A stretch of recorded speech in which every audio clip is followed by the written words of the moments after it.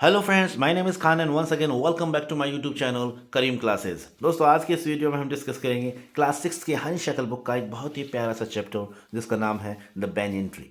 Banyan tree का मतलब होता है बरगद का पेड़। दोस्तों, अगर इस चैप्टर की हम बात करें तो इस चैप्टर में ऑथर ने बेसिकली एक सांप और नेवले की लड़ाई का जिक्र किया है। जब सांप और नेवले की लड़ाई हो रही होती है तो उस वक्त जो ऑथर है वो भी बरगद के पेड़ में बैठा हुआ होता है और वहीं पर उसी वक्त एक मैना और एक जंगली कौवा जो है वो भी उस लड़ाई को देख रहे होते हैं। तो किस तरीके से वो लड़ाई होती है और किस तरीके से आखिर में नेवला जो है वो सांप को मार देता है। तो उस कुल मिला के एक लड़ाई को यानी सांप और नेवले की लड़ाई को इस चैप्टर में डिस्क्राइब किया गया है और ऐसा माना जाता रहा है कि सांप और नेवला जो है वो हमेशा से एक दूसरे के प्रतिद्वंदी रहे। तो काफ़ी इंटरेस्टिंग होने वाला है चैप्टर। दोस्तों, आज के इस वीडियो में इस चैप्टर की समरी मैं आपको बताऊंगा और साथ ही साथ इस चैप्टर से रिलेटेड जो मोस्ट इंपॉर्टेंट क्वेश्चन है वो भी मैं आपके साथ डिस्कस करूंगा।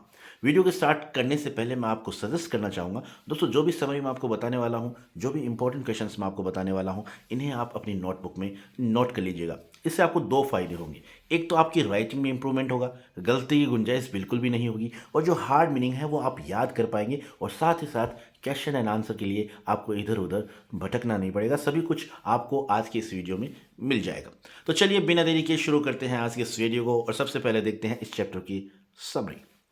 तो जैसा कि चैप्टर का नाम है द बेनियन ट्री और बेनियन ट्री का मतलब होता है बरगद का पेड़। ठीक है। अब इस चैप्टर में बेसिकली क्या बताया गया, एक तरह से मैंने समराइज किया है, संक्षिप्त में मैंने इस चैप्टर को पूरा बताने का प्रयास किया है और मुझे उम्मीद है आपको ये वीडियो अच्छी तरीके से समझ में आ जाएगा। The author was living with his parents grand parents house in Dehradun. तो इस चैप्टर में बताया गया कि जो ऑथर है वो अपने दादाजी के घर रहते थे देहरादून में। उनके दादाजी का घर जो था वो देहरादून में था। There was a big banyan tree in the yard और उनके घर के जो आंगन में एक बड़ा बरगद का पेड़ हुआ करता था। ठीक है। There are many squirrels snails and butterflies lived on the tree और उस बरगद के पेड़ पर बहुत सारी गिलहरियाँ, स्नैल्स यानी घोंगा, घोंगे को इंग्लिश में स्नैल्स बोलते हैं, और बटरफ्लाइज यानी तितलियाँ, ये उस बरगद के पेड़ पर और रहते थे। The boy was fond of reading books. अब बॉय यहाँ पर ऑथर के लिए कहा गया है। ऑथर जो था वो किताबें पढ़ने का शौकीन था। In his banyan tree library he collected the books like Treasure Island, Huckleberry Finn and the story of Doctor Dolittle. और अपनी बेनियन यानी बरगद के पेड़ पर उन्होंने एक छोटी सी अपनी लाइब्रेरी बनाई हुई थी एक तरह से, और वहाँ पर वो कौन कौन सी किताबें पढ़ते थे। ट्रेजर आइलैंड यानी इंपॉर्टेंट क्वेश्चन है, याद कर लीजिएगा। Treasure Island, Huckleberry Finn and the story of Doctor Dolittle, ये किताबें उनकी वहाँ पर हुआ करती थी। उन किताबों को जो राइटर था, जो ऑथर था, वो पढ़ते थे। He made a friendship with a squirrel and started to give it pieces of cake and biscuits. और उस पेड़ पर यानी बरगद के पेड़ पर गिलहरी थी जो उस गिलहरी से उनकी दोस्ती हो गई थी, क्योंकि वो अक्सर उन्हें बिस्किट्स के टुकड़े, केक्स के टुकड़े छोटे छोटे वो उस गिलहरी को खिलाते थे। तो इस कारण ऑथर की उस गिलहरी से जो है दोस्ती हो गई थी। The tree was full of birds during the fig season. और जब उस बरगद के पेड़ पर फिग आ जाते हैं, यानी जो फल होता है बरगद के पेड़ में जिसे अंजीर बोलते हैं, जब वो आ जाती थी तो उस मौसम में वो पेड़ जो है पक्षियों से भर जाता था। द बर्ड्स वर पैरट्स, मैना, नाइटिंगल्स एंड क्रो। और उस पेड़ के ऊपर बहुत सारे तोते, मैना, बुलबुल, कौवे यानी इनका जमावड़ा रहता था। सारे दिन इनकी चहचहाहट मची रहती थी। आगे देखते हैं।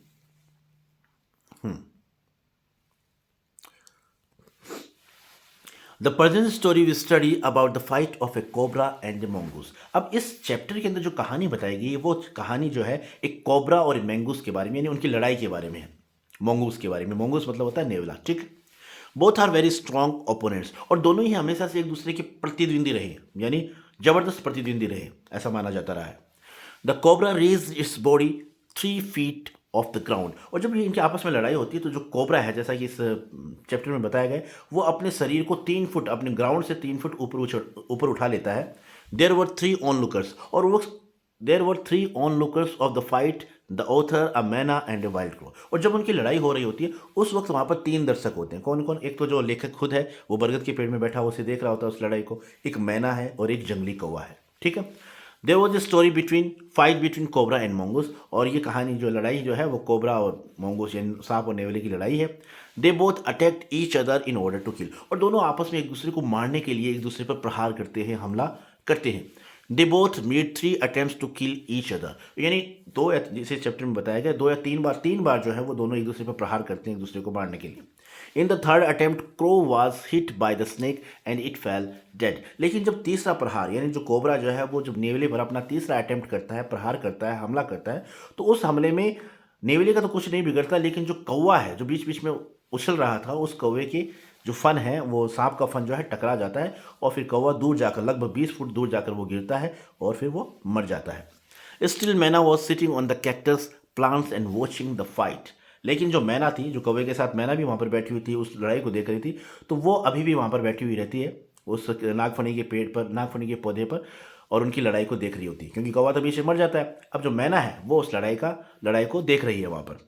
After fighting for a long time, काफ़ी लंबे समय तक उनकी लड़ाई होती है। The cobra became tired and weak, और आखिरकार कोबरा जो है लड़ते लड़ते काफ़ी थक जाता है, काफ़ी कमज़ोर हो जाता है। The mongoose caught the cobra bye its mouth and put it into the bushes. और जब एकदम मरने की हालत में हो जाता है वो सांप, तो मोंगूस जो है, नेवला जो है, वो कोबरा को अपने मुंह से पकड़ता है और उसे झाड़ियों में ले जाता है, यानी एक तरह से वो उसे पराजित कर देता है। द मैना flew down and looked into the bushes, और मैना जो है थोड़ी देर तो उड़कर उनके पीछे पीछे जाती है देखने के लिए कि वो कहाँ लेकर जा रहा है, यानी झाड़ियों में झांकने का प्रयास करती है वो। But it did not find and it flu away, लेकिन वो नहीं ढूंढ पाती कि वो उसे कहाँ लेकर गया, और फिर वो वहाँ से उड़ जाती है। Finally the fight was one by the मोंगूस, और इस तरीके से आखिरकार अंत में जो लड़ाई है वो मोंगूस यानी नेवला जीत लेता है। तो एक छोटी सी जो लड़ाई थी उस सीन को डिस्क्राइब किया यहाँ पर ऑथर के द्वारा, ठीक है। तो ये था चैप्टर। अब इस चैप्टर से रिलेटेड जो मोस्ट इंपॉर्टेंट क्वेश्चन है वो देख लेते हैं। कौन कौन से क्वेश्चन है जो आपको याद भी करने हैं और आपको अपनी नोटबुक में नोट भी करना है। हमारा पहला क्वेश्चन बनता है, What did the cobra and the mongoose do to show their readiness for the fight? यानी कोबरा और मोंगूस ने लड़ाई के लिए यानी अपनी तैयारी दिखाने के लिए क्या किया, मतलब किस तरीके से वो तैयार हुए लड़ाई के प्रति, लड़ाई के लिए। तो इसका आंसर हो जाएगा to show its readiness for the fight, यानी अपनी तैयारी दिखाने के लिए the cobra hissed is defence, यानी कोबरा एकदम फुफकार मारता है, his forked tongue a darting in and out, और उसकी जो कटी हुई जीभ है वो कभी बाहर जा रही है कभी अंदर जा रही है, यानी ये सीन है ऐसा। जब वो लड़ाई करते हैं तो कोबरा जो है अपने जोर से आवाज़ करता है, फुफकार लगाता है, और अपनी जो जीभ है उसे कभी अंदर करता है कभी बाहर करता है। It raise 3 of its 6 feet off the ground, और अपनी 6 यानी लगभग 6 फीट लंबा वो कोबरा है, 3 फुट वो जमीन के ऊपर उठ जाता है। And spread its broad and spectacle hood, और अपने चौड़े और चश्मेदार जो फन है उसे वो फैला लेता है। The mongoose bushed his tail, mongoose जो है यानी नेवला जो है वो भी अपनी पूंछ को हिलाता है। The long hair on his spine stood up, और उसकी जो ऊपर जो शरीर पर जो बाल हैं वो भी खड़े हो जाते हैं। तो इस तरीके से जब दोनों लड़ाई करते हैं तो इस तरीके से उनका जो शरीर की बनावट है इस तरीके से हो जाती है, इस तरीके से वो एक्टिविटी करते हैं, ठीक है। अगला हमारा क्वेश्चन है, who were the other 2 spectators, what did they do, यानी दूसरे और दर्शक कौन थे जो उस लड़ाई को देख रहे थे, उन्होंने क्या किया। तो इसका आंसर हो जाएगा the other 2 spectators were a jungle crow and अ मैना, यानी दो जो दूसरे दर्शक थे वो एक तो कौवा था और एक मैना थी। They settled on a cactus to watch the fight, उन्होंने क्या किया, वो वहाँ पर आए और कैक्टस यानी नागफनी का जो पौधा था उसके ऊपर वो बैठ गए और लड़ाई को देखने लगे। अब देख लेते हैं हमारा अगला क्वेश्चन। अगला क्वेश्चन हमारा ये रहा, what happen to the crow in the end, आखिर में क्रो को क्या होता है। अब जब क्रो जो है वो दोनों सांप और नेवला आपस में लड़ रहे थे तो क्रो बार बार उनके बीच में जा रहा था, तो सांप ने जो है, कोबरा ने जो है अपना फन जोरदार प्रहार किया कौवे के ऊपर, और कौवे पर प्रहार किया तो कौवा दूर जाकर गिरा और मर गया। तो इसका आंसर हो जाएगा in the end the crow was flung nearly 20 feet across the garden by a blow from the cobra snout, यानी आखिर में जब कौवा जो है कौवा दूर जाकर गिरा, लगभग 20 फुट दूर जाकर गिरा, जब कोबरा ने उस पर अपना प्रहार किया, अपने फन से उसके ऊपर प्रहार किया जोरदार, तो उस प्रहार से वो क्या है, लगभग 20 फुट जाकर गिरा। It fluttered about for a while, और थोड़ी देर वो फड़फड़ाया, देन ले स्टिल, और बाद में शांत हो गया यानी मर गया, यानी वो जो जहर उस पर असर कर गया, ठीक है। अगला हमारा क्वेश्चन है, व्हाट डिड द मैना डू फाइनली, आखिर में मैना ने क्या किया। आंसर हो जाएगा myna finally dropped cautiously to the ground. अब मैना जो है वो ध्यानपूर्वक ग्राउंड पे बैठ, मैदान जो थी, जो ग्राउंड था वहाँ पर बैठ गई। हॉप्ड अबाउट, इधर उधर फुद गई यानी थोड़ी देर उड़ी वो।